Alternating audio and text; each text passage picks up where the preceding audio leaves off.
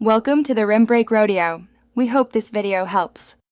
You'll start by confirming the essentials so signing into iCloud goes smoothly. Make sure you have your Apple ID, password, and access to the 2FA code. Connect the new iPhone to stable Wi-Fi and power. iCloud needs a good connection to sync and restore. If you haven't updated iOS, update now or use the Setup Assistant to restore from backup. Once done, choose Sign In with your Apple ID and follow the on-screen prompts to authenticate and enable iCloud on this device.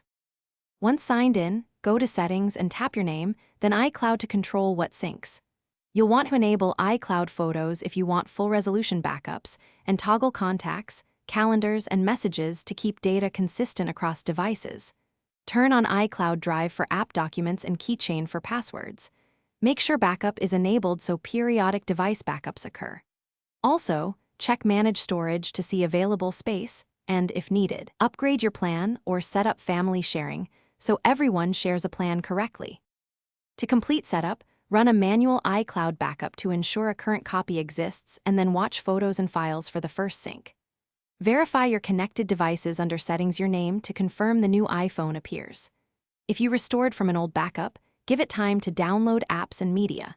If something goes wrong, like sign-in failures or stalled syncs, make sure your Apple ID details are correct, Wi-Fi is strong, and 2FA codes are accessible. If needed, restart the phone or reset network settings before signing out and back in.